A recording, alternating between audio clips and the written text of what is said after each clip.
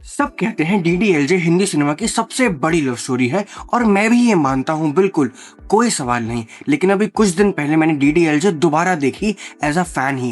लेकिन इस बार देखते हुए कुछ नोटिस किया और कुछ ऐसा महसूस हुआ जो मैंने पहले कभी फील नहीं किया था, और वो ये कि इस फिल्म में कोई भी फ्री नहीं है। बलदेव सिंह पंजाब की पुरानी एक याद में फ्रोजन है जो 20 साल पहले छोड़ आए हैं। लाजवंती अपनी पूरी जिंदगी एक ऐसी शादी में डिसअपियर हो रही हैं जिसको उन्होंने कब का क्वेश्चन करना छोड़ दिया है। सिमरन अपने फादर के बनाए हुए रास्ते और अपने अंदर एक चल रही जिंदगी के बीच फंसी हुई है। और Raj, charming, care free, larger than life Raj, वो खुद एक ऐसी इमेज में स्टक है जिसने कभी ग्रो अप करना सीखा ही नहीं। ये लव स्टोरी नहीं है, ये उन लोगों की कहानी है जो फंसे हुए हैं, और लव ही एक ऐसी चीज है जो उन्हें आजाद करता है। आई थिंक उस वक्त एक जो समा बंधा हुआ था, उस वक्त ये टाइम था कि आई थिंक फिल्में बहुत एक्शन ओरिएंटेड थी, and suddenly you had a film which was very different.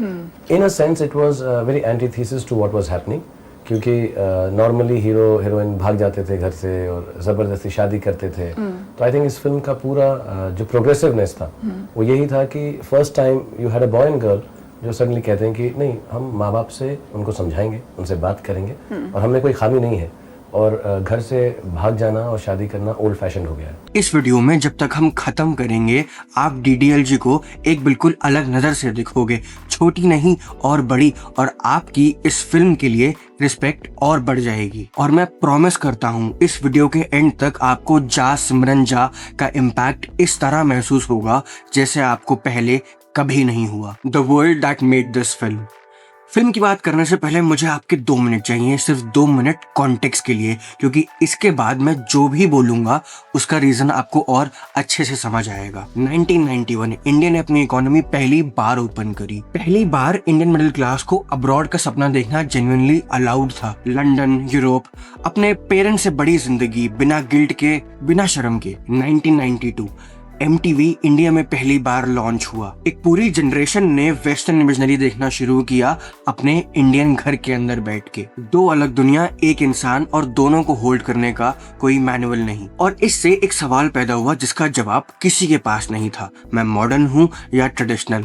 अगर इंडिया छोड़ दिया तो क्या इंडियन कहलाना बंद हो जाता है? क्या मैं दोनों वर्ल्ड्स में बिलोंग कर सकता हूँ या मुझे एक चूज करना पड़ेगा? आदित्य चोपड़ा सिर्फ 23 साल के थे जब उन्होंने इस सवाल का जवाब देने की ठानी उनकी पहली film. He was only 22 and a half or 23. At that time, telling him at that moment, Adi, I think you should direct this film. He was very excited. He said, Dad, give me some time, 2 to 3 months. जब script complete होता है तो फिर मैं आपको सुनाता हूँ। अगर तब भी आपको अच्छा लगे तब देखिए। अभी किसी से कोई बात मत करो, किसी को बताओ नहीं कि मैं डट करूंगा या नहीं करूंगा, समझे सुनता हूँ। आदित्य चोपड़ा ने ये जवाब किसी स्पीच से नहीं दिया, किसी मैसेज से नहीं दिया। उन्होंने ये जवाब दिया एक कैरेक्टर के जरिए जो ट्रफाल्गर स्क्वायर पे खड़ा है और कबूतरों को दाना डाल रहा है। वो आदमी था बलदेव सिंह, और जैसा कि हम सब जानते हैं फिल्म यहीं से शुरू होती है। DDLJ belongs to Amrish Puri 2। मैं कुछ कहना चाहता हूँ जो जेन्युइनली फील करता हूँ और जो शायद सोशल मीडिया पे लोग नहीं बोलते या कम्प्लीटली इग्नोर कर देते हैं।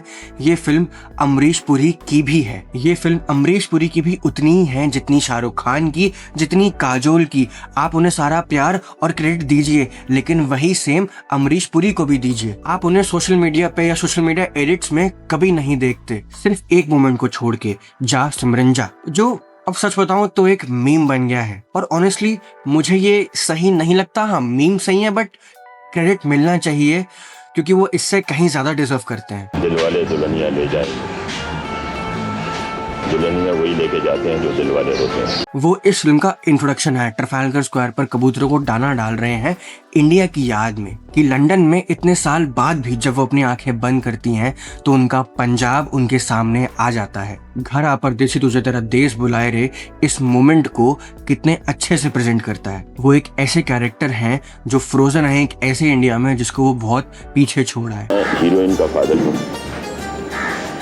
मेरा नाम है बलदेव सिंह। मैं लंदन में रहता हूँ और अपना परिवार पाल रहा हूँ। पैसा कमाने के लिए हिंदुस्तान से निकल के मैं लंदन में आ गया। लेकिन मेरी यादें, मेरा दिल हमेशा हिंदुस्तान में ही रहता है। फिल्म आपको कभी नहीं बताती कि वो वहाँ क्यों गया, उसने क्या सैक्रिफाइस किया और अपने कौन से वर्जन को लंदन में फिट करने के लिए उसको दबाना पड़ा, और बताने की जरूरत भी नहीं थी।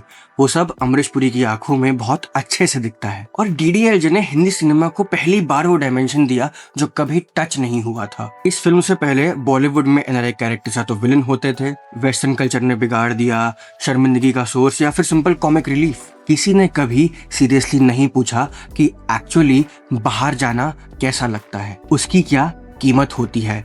बलदेव सिंह उस सवाल का पहला ऑनेस्ट जवाब थे। वो सिर्फ एक फिक्शनल फादर नहीं है, वो यूके, कनाडा, यूनाइटेड स्टेट्स से देख रहे मिलियंस ऑफ इमिग्रेंट फैमिलीज का एक आईना है। एक जनरेशन जो एग्जैक्टली यही आइडेंटिटी क्राइसिस 1990s में जी रही थी, यही सवाल रोज पूछ रही थी। डीडीएलजे ने उस पूरे डायस्पोरा को पहली बार एक आवाज दी और एक चेहरा भी। Adi had an insight into it, into the way their homes were, the way they lived, the kind of conversations they had. So he brought that entire syntax. So it was the first in that zone. So which is why it opened up the diaspora market. और वो opening scene और गहरा feel होता है जब आप समझते हो कि वो सिर्फ एक जिद्दी एनआरआई पेरेंट नहीं है जो अपने देश को मिस करता है। वो हर एनआरआई पेरेंट है जिसने कभी लंदन की हर सुबह अपने पैरों के नीचे अपने देश की मिट्टी महसूस करी है। एक और चीज है जो ब्यूटीफुल है, आदित्य चोपड़ा जो एक आइडिया वो सही प्रूफ करना चाहते थे वो ये था, अगर प्यार काफी स्ट्रॉन्ग और सच्चा हो तो पेरेंट्स मान ही जाते हैं। वो डेलिबरेटली बॉलीवुड के उस ट्रेडिशन को तोड़ रहे थे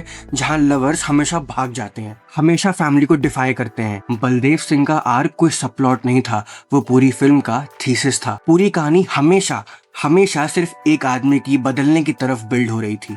और उनकी आंखें देखो जब वो इंडिया वापस आके अपनी माँ से मिलते हैं, क्या लेजेंड थे अमरीश पुरी सर। इसलिए जा सिमरन जा कोई सरेंडर की फीलिंग नहीं है, ये एक एवोल्यूशन है। एक आदमी जिसने अपनी पूरी दुनिया लंदन में इंडिया का वो वर्जन प्रिजर्व करने के लिए बनाई जो खुद को एक ऐसी जगह और वक्त में फ्रीज कर चुका है जो एग्जिस्ट ही नहीं करती। वो फाइनली अपनी बेटी की खुशी अपनी ख्वाहिशों से ऊपर रखता है। यही इस फिल्म का असली आर्क है। The two fathers. इस फिल्म में देयर आर टू फादर्स। एक तरफ अनुपम खेर और शाहरुख खान, ये रिलेशनशिप मेरे को बहुत पसंद है। सरकाज़म, बैंटर, एक दूसरे को कंटिन्यूअसली टीज करना, ये सब आपको हर बार स्माइल कराएगा। अब सोचिए कि 1995 में ये कितना अनयूजुअल था। एक बाप और बेटा जो ऑलमोस्ट पूरी तरह जोक्स और टीजिंग से कम्युनिकेट करते हैं। एक अंडरलाइंग वार्मथ जो कभी खुद को कम्युनिकेट नहीं करती। प्यार है वहाँ, दोनों जानते हैं लेकिन कोई कहता नहीं, और शायद किसको कहने की जरूरत भी नहीं थी। ये 1995 के मेन स्ट्रीम बॉलीवुड में एकदम एलियन था।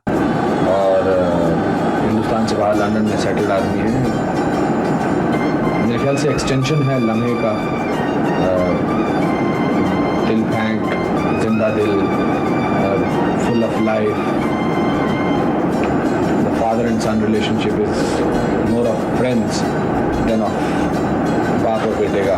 और फिर भी बिल्कुल इमीडिएटली रियल लगता है। अब इसके साथ बलदेव सिंह और सिमरन को रखिए, वहां भी उतना ही प्यार है, शायद उससे ज्यादा, लेकिन इतना दबा हुआ है ड्यूटी के नीचे, मॉरल्स के नीचे, वैल्यूज के नीचे कि वो उसे एक तरीके से क्रश कर रहा है। मैं ये नहीं कह रहा कि वो गलत है, वो अपनी बेटी से बहुत प्यार करते हैं और फिर भी समहाउ वो उसे तोड़ रहे हैं। टू डिफरेंट फादर्स, दोनों अपने बच्चों से प्यार करते हैं। एक प्यार बच्चे को आजाद करता है, दूसरा उसे ऑलमोस्ट केज कर देता है। और फिल्म कभी नहीं कहती कि कौन सही है कौन गलत, वो बस दोनों दिखाती है और आपको फर्क फील करने देती है। मैं इस कॉन्ट्रास्ट के बारे में बहुत सोचता हूँ क्योंकि कितने फादर सन या फादर डॉटर होते हैं जिनके रिलेशनशिप कंप्लीटली ओपन होते हैं, वो एक दूसरे से कुछ भी ओपनली शेयर कर सकते हैं। मोस्टली ऐसा होता है जहाँ कहने को बहुत कुछ है, बहुत कुछ जो बाहर आना चाहता है लेकिन कुछ रोक लेता है। इज्जत और दूरी का कोई ऐसा अननेम्ड मिक्स, और वो अनसेड रह जाता है सालों तक या हमेशा भी। दोनों जानते हैं कि वो वहाँ हैं, बस कोई बोलता नहीं। ऑनेस्टली अब मैं सोचता हूँ तो मुझे लगता है कि मेरे और मेरे फादर का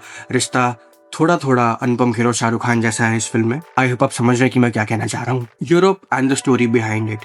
राज और सिमरन की कहानी एक रेलवे स्टेशन पे ही शुरू होती है और उनके पास जाने से पहले मैं एक चीज बताता हूँ यूरोप के बारे में जो ज्यादातर लोग नहीं जानते। आदित्य चोपड़ा ने ओरिजिनली डीडीएलजे को एक इंग्लिश लैंग्वेज मूवी के रूप में सोचा था, टॉम क्रूज थे लीड में। एक क्रॉस कल्चरल लव स्टोरी एक अमेरिकन लड़के और एक इंडियन लड़की के साथ। यश चोपड़ा ने उन्हें कहा कि दोनों कैरेक्टर्स को रीथिंक करें और दोनों को एनआई बना दें और स्टोरी को यूरोप में सेट कर दें। तो ये यूरोपियन बैकड्रॉप खूबसूरती के लिए चूज करी सिर्फ एस्थेटिक सेटिंग नहीं थे, ये कहानी की ओरिजिनल रूह थी। ये कैरेक्टर्स दो कल्चर्स के बीच जी रहे हैं, ना पूरी तरह इंडियन ना पूरी तरह वेस्टर्न। दोनों उनके अंदर थे और दोनों अपनी लाइव्स अलग तरीके से जी रहे थे। अब राज और सिमरन के यूरोप वाले मोमेंट्स कितने फनी हैं यार, मतलब एक दूसरे के पूरे मजे लेते हैं। कैसे सिमरन सबको बोलती है कि राज एक बहुत अच्छे पियानो प्लेयर हैं और उसके बाद राज का रिएक्शन प्राइसलेस था। और फिर सीधा हमें मिलता है रुक जा ओ दिल दीवाने सॉन्ग, जो मेरे को लगता है एसआरके की फिल्मोग्राफी में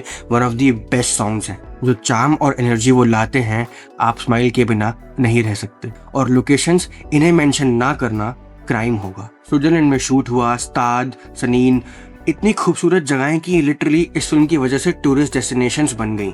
डीडीएलजे ने यूरोप को इमोशनली जरूरी फील कराया, सिर्फ विजुअली एक ग्रैंड नहीं। वो लैंडस्केप खुद एक डिजायर का हिस्सा बन गया। और फिर यहीं आता है फिल्म का सबसे आइकॉनिक डायलॉग। बड़े बड़े देशों में ऐसी छोटी छोटी बातें होती रहती हैं। कुछ कहना जरूरी है क्या? आप झूठ बोल रहे हो अगर आप ये कहते हो कि आपने ये डायलॉग कभी नहीं मारा, कभी यूज नहीं किया। हम लिटरली बड़े हुए हैं इस डायलॉग के साथ। एक और छोटी डिटेल जो मेंशन करना बनता है, वैसे तो ये लोग बहुत जानते हैं, बट करण जौहर भी थे वहाँ शाहरुख खान के साथ एक साइड कैरेक्टर के रोल में। मैं गारंटी से कह सकता हूँ कि हम में से कई लोगों ने पहली बार ये फिल्म देखते हुए उन्हें पहचाना भी नहीं होगा। देख मैं लेके आता नहीं मिलने वाली डपर। Simran and that letter. हम मिलते हैं सिमरन से, एक ऐसी लड़की जो अपने ही इज द वन का वेट कर रही है, शायरीज लिख रही है, सपने देख रही है, पूरे यकीन के साथ क्वाइटली स्टेडीली कि कोई तो है कहीं ना कहीं जो उसके लिए बना है। ये डेस्परेशन नहीं है और मुझे बहुत पसंद है मेरे ख्वाबों में जो आए तक का बिल्डअप। कैसे वो फिल्म में एक इमोशन की तरह आता है, वो सिमरन के थॉट्स का रिप्रेजेंटेशन है और आज वो कितना आइकॉनिक है। Simran is basically a prude, very unlike me, totally unlike me. I don't know how I have managed to portray her. I hope I've managed to portray her because I definitely don't believe in her character at all. I really don't understand her at times. I don't identify with her at times, but she's very much the traditional woman. फिर जब letter आता है, आप सिर्फ काजोल का चेहरा देखो उस मोमेंट में जब वो पढ़ती है और इसका मतलब समझती है, क्योंकि वो ये कभी नहीं चाहती थी, बिल्कुल नहीं, इस तरह नहीं, अरेंज नहीं, उसके बिना चूज किए नहीं। वो मोमेंट क्वाइट है और कहीं ना कहीं डेवेस्टेटिंग है और काजोल एक ही एक्सप्रेशन में सब कुछ कन्वे कर देती हैं। मुझे जेन्युइनली हैरानी हुई ये पढ़ के कि काजोल सिमरन के रोल के लिए पहली चॉइस नहीं थी, वो बिजी थी, इंटरेस्टेड नहीं थी और सिर्फ शाहरुख खान के साथ एक लुक टेस्ट करने के बाद उन्हें रियलाइज हुआ कि ये फिल्म करनी चाहिए। आज हम सिमरन के लिए और कोई चेहरा इमेजिन भी नहीं कर सकते। एंटर राज और फाइनली द मैन। हम मिलते हैं शाहरुख खान से राज के रूप में in that iconic yellow and black rugby Jersey, वही जर्सी जो उन्होंने डंकी 2023 में रेप्लिकेट करी। एक इतना छोटा और प्यारा फुल सर्कल मोमेंट जो ऑलमोस्ट अपने आप को और इस फिल्म के साथ बड़े हुए सब लोगों को एक प्राइवेट नोट जैसा लगता है। I never wanted to do a romantic role because by the time I joined films I was 26. Normally romantic films meant that you started off in a college and then you worked your way up into a romance and then ran away with a girl or committed suicide with a girl or whatever. I thought I was too old to be a romantic hero. I always thought romantic heroes should be good looking. I didn't think I'm good looking. जो चीज हम miss करते हैं वो ये है film के बिल्कुल शुरुआत में कि फिल्म में राज के बारे में क्या दिखा रही है। वो प्यार नहीं ढूंढ रहा, फ्यूचर के बारे में नहीं सोच रहा, वो कंप्लीटली जॉयफुली अनअपोलोजेटिकली प्रेजेंट में है, अपनी जिंदगी के सबसे बेस्ट वर्जन में जी रहा है। और वहीं सिमरन उसकी कंप्लीट ऑपोजिट है, वो पहले से फ्यूचर के बारे में सोच रही है, ऑलरेडी उसे एक लड़के का इंतजार कर रही है, ऑलरेडी एक ऐसे फ्यूचर की तरफ हाथ बढ़ा रही है जो अभी दिखा ही नहीं। फिल्म ने उन्हें सिमिलर सोल्स की तरह सेटअप नहीं किया, फिल्म ने उन्हें दो अलग कैरेक्टर्स, दो अलग पर्सनालिटीज की तरह सेटअप किया जिनका मिलना हमेशा तय था। अब चर्च सीन देखो, यहाँ क्या होता है। राज अंदर आता है, ऊपर देखता है और क्वाइटली गॉड से क्या मांगता है कि सिमरन ने जो भी मांगा हो वो पूरा हो जाए। खुद के लिए कुछ नहीं मांगता, अभी तक इसको प्यार नहीं कह रहा, खुद कुछ डिक्लेयर नहीं कर रहा, वो बस वहां है उसके लिए पूरी तरह। और ये कोई ऐसे इंसान का गेस्चर नहीं है जिसे अभी कोई इंटरेस्टिंग मिला हो, ये एक ऐसे इंसान का गेस्चर है जो कभी दिखाता नहीं है कि वो कितना डीपली केयर करता है। ये राज का बदलना नहीं है, ये फिल्म का तरीका है वो दिखाने का जो हमेशा राज के चार्म के नीचे था। वो केयर फ्री एक्सटीरियर कभी पूरी पिक्चर थी ही नहीं, वो गहराई शुरुआत से वहाँ थी, खुद के मानने से भी पहले। राज, अगर ये तुझे प्यार करती है तो ये पलट के देखेगी। पलट।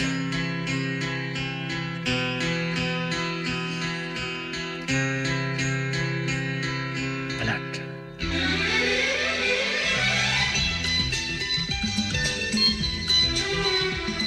मुझको बताने की जरूरत नहीं कि कितना आइकॉनिक है, आप पहले से जानते हैं, लेकिन जो मैं जनरली फील करता हूँ ये सिर्फ मेरी रीडिंग है।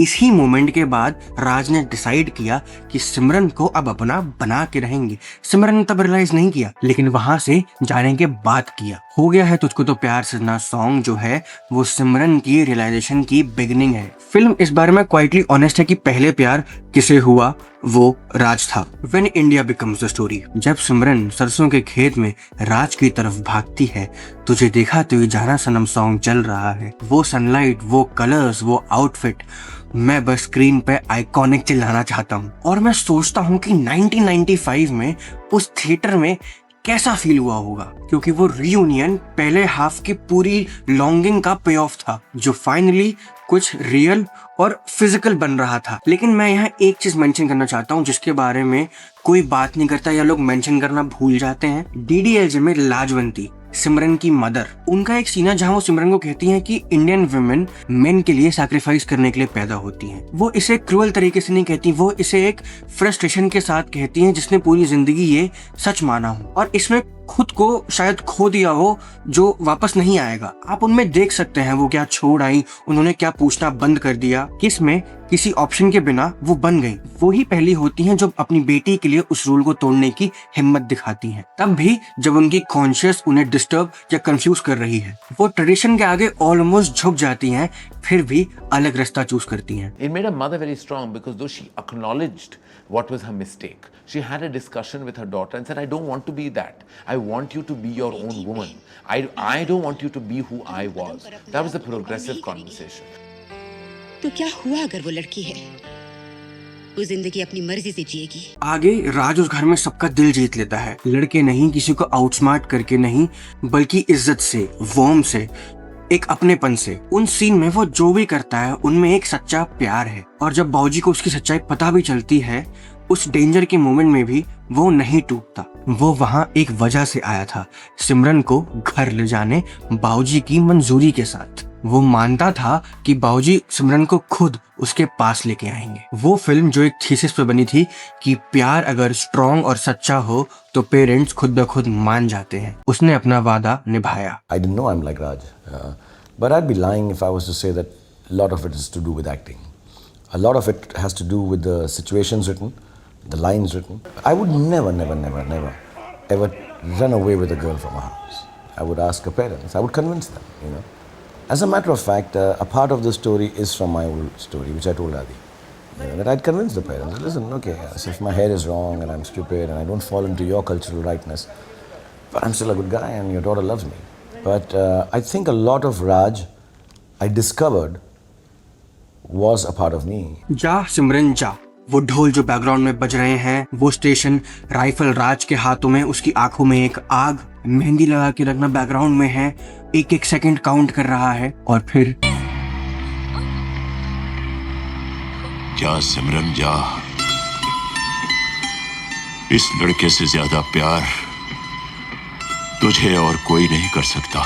हम शाहरुख खान की फिल्मोग्राफी को याद रखते हैं प्यार फैलाने के लिए, प्यार बांटने के लिए, एक पूरी जनरेशन को उस चीज में बिलीव कराने के लिए जो पहले नहीं किया गया था।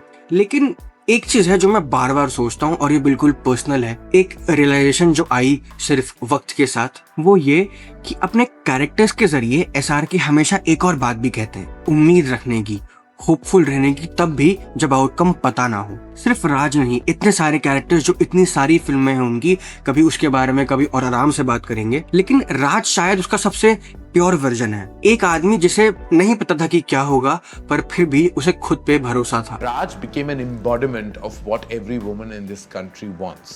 He became the perfect son, the perfect brother, the perfect lover, the perfect husband, the perfect father. He became everything. राज और सिमरन की कहानी एक रेलवे स्टेशन पे शुरू होती है और एक पे खत्म। और ये एक्सीडेंटल नहीं है। डीडीएलजे में ट्रेन सिर्फ एक बैकड्रॉप नहीं है, ये दो वर्ल्ड्स के बीच का रास्ता है। ट्रेडिशन और आजादी के बीच, पंजाब और यूरोप के बीच, वो जिंदगी जो सिमरन को थामे गई थी और वो जिसके लिए वो भाग रही थी। और जा सिमरन जा के बाद ट्रेन चलती है, सिमरन भागती है, राज का हाथ आगे बढ़ा हुआ। ये फिल्म का फाइनली कहना है कि सिमरन अपनी जिंदगी को पकड़ रही है। और इसलिए मैं कहता हूँ कि इस फिल्म में हर एक कैरेक्टर फंसा हुआ है।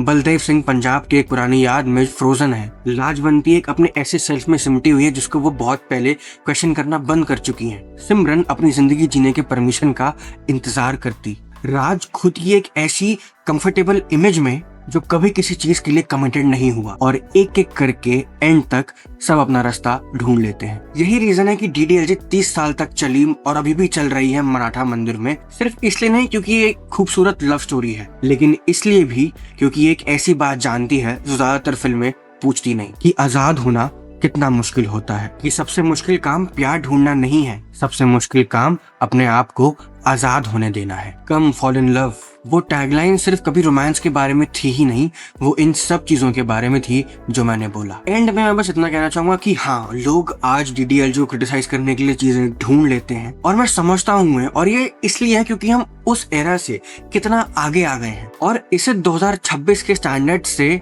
कंपेयर करना पूरा पॉइंट मिस करना है। फिल्म ने अपना वक्त ऑनेस्टली डिपिक्ट किया। उसने वो बदल दिया जो बॉलीवुड पॉसिबल भी नहीं मानता था। उसने एनआरआई फैमिलीज की एक पूरी जनरेशन को आईना दिया। उसने इंडियन सिनेमा को एक नई बोली दी, रोमांस के लिए, फैमिली के लिए, अपने इंडियन कल्चर के लिए, इस बात के लिए कि कहाँ बिलोंग करना क्या होता है जब आप दो वर्ल्ड्स के बीच फंसे हो। और वो अभी भी है, 30 साल बाद भी, हिंदी सिनेमा की सबसे बड़ी love story and the family film it is. इस चैनल पर मैं और भी फिल्म रिकॉर्ड करना चाहता हूँ। सिर्फ ये नहीं कि स्क्रीन पे क्या हुआ, बल्कि ये कि क्यों मैटर किया। सिर्फ स्टोरी नहीं, बल्कि वो सच जो फिल्म के अंदर छुपा हुआ है। अगर आप इसी तरह का बॉलीवुड कंटेंट चाहते हैं और अमेजिंग मूवी रिकमेंडेशंस चाहते हैं, तो फिल्म दोस्त को सब्सक्राइब करें, वो घंटी भी दबाओ, क्योंकि यहाँ से अभी और बहुत कुछ आना है, और अभी तो मैंने शुरू ही किया है। और हाँ, जाने से पहले मुझे एक और चीज जाननी है, आप डीडीएलजे में सबसे ज्यादा किस कैरेक्टर से रिलेट करते हैं, या आपका फेवरेट कैरेक्टर कौन सा है? राज, सिमरन, बलदेव सिंह या लाजवंती? कमेंट से बताओ, मैं हर एक कमेंट पढ़ूंगा। ऑल्सो अगर आपके पास हमारे चैनल के लिए कोई आइडिया हो, आप चाहते हो कि मैं कोई मूवी कवर करूं, तो वो भी आप हमें कमेंट से बता देते हैं, हम उसे जरूर कवर करेंगे।